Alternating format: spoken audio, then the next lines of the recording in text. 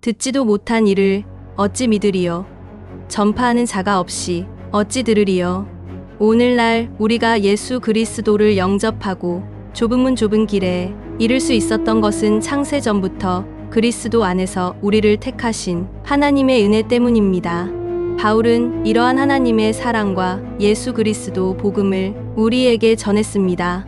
바울은 27권의 신약 성경 중 절반을 기록, 우리에게 그리스도의 복음을 전해 주었습니다. 바울은 복음 전파를 위해 추우나 더우나 2만 킬로미터에 가까운 거리를 오직 도보와 강풍에 취약한 배편으로만 이동했습니다.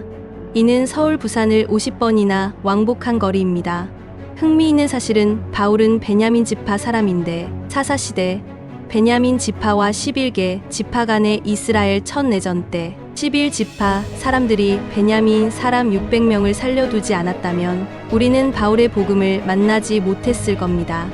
AD 45년 바울과 바나바는 성령의 보내심으로 수리아 안디옥 교회에서 이방인 선교를 위한 23년간의 위대한 여정을 시작합니다.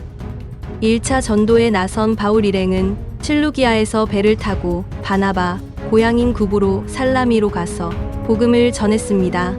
그곳에서 바울의 저주로 거짓 예언자 엘루마의 눈이 멀게 되면서 놀란 총독 서기오 바울은 그리스도를 영접했습니다. 바울 일행이 구브로 바보에서 배를 타고 밤빌리아 버가로 갔을 때 마가복음 기록자 요한은 예루살렘으로 돌아갔습니다. 이는 훗날 바울과 바나바의 결별 원인이 됐습니다. 바울 일행은 비시디아 안디옥으로 가서 하나님의 구원의 역사와 그리스도 복음을 전했습니다. 이방인들은 기뻐하며 예수님을 믿었지만 유대인들은 시기하며 바울 일행을 쫓아냈고 그들은 발에 티끌을 떨어버리고 이고니온으로 갔습니다. 이고니온서 복음을 전하자 사람들은 사도 바울과 유대인 편으로 나뉘었고 유대인 쪽 사람이 바울을 돌로 치려고 하였습니다. 바울 일행은 루스드라와 더베 등으로 피신해 그곳에서도 복음을 전했습니다. 바울은 루스드라에서 태어날 때부터 걷지 못한 사람이 구원받을 만한 믿음이 있는 것을 보고 내 발로 일어서라 하니 일어나 걷는 기적이 일어났습니다. 그곳 사람들이 바울 일행을 신으로 추앙하고 제사를 지내려 하자 바울이 옷을 찢고 하나님을 증거하며 겨우 말렸습니다. 이때 이고니온서 온 유대인들이 사람들을 부추겨 바울을 돌로 쳤으며 바울이 쓰러지자 죽은 것으로 알고 성 밖으로 내버렸습니다. 참고로 스데반은 성 밖에서 돌을 맞았지만 바울은 절차가 무시된 채 성 안에서 돌을 맞은 것을 보면 유대인들은 스데반 때보다 더 극악했음을 알 수 있습니다. 제자들이 바울 주위를 둘러섰다는 구절을 보면 그는 사실상 사망 상태였던 것으로 보입니다. 그러나 주님의 은혜로 바울은 바로 일어나 다시 루스드라로 들어간 후 다음 날 바나바와 함께 더베로 갔습니다. 더베에서도 복음을 전하고 나서 바울은 죽을 뻔했던 루스드라와 이고니온으로 또 들어가는 담대함을 보였습니다. 바울은 루스드라와 이고니온과 안디옥에서 제자들에게 믿음 안에 있으라. 하나님 나라에 들어가려면 많은 고난이 있어야 한다고 권면했습니다.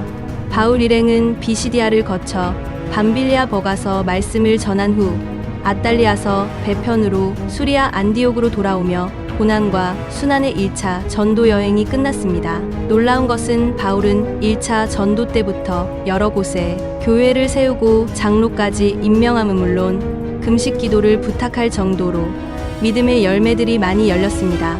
바울은 복음 전파라면 생명도 전혀 아끼지 않았습니다. 내가 달려갈 길과 주 예수께 받은 사명, 곧 하나님의 은혜의 복음을 증언하는 일을 마치려 함에는 나의 생명조차 조금도 귀한 것으로 여기지 아니하노라. 바울은 전도 여정에서 돌, 매질, 태장, 난파, 강도, 질병, 기근, 홍수 등 고난을 수없이 겪었습니다. 사도 바울의 헌신으로 인해 그리스도의 복음을 접한 우리는 거듭나지 못했다면 십자가 바로 밑에서 십자가를 깊이 묵상하며 거듭나야 합니다. 예수님께서는 거듭나지 못한 사람은 하나님 나라를 볼 수 없다고 말씀하셨기 때문이지요.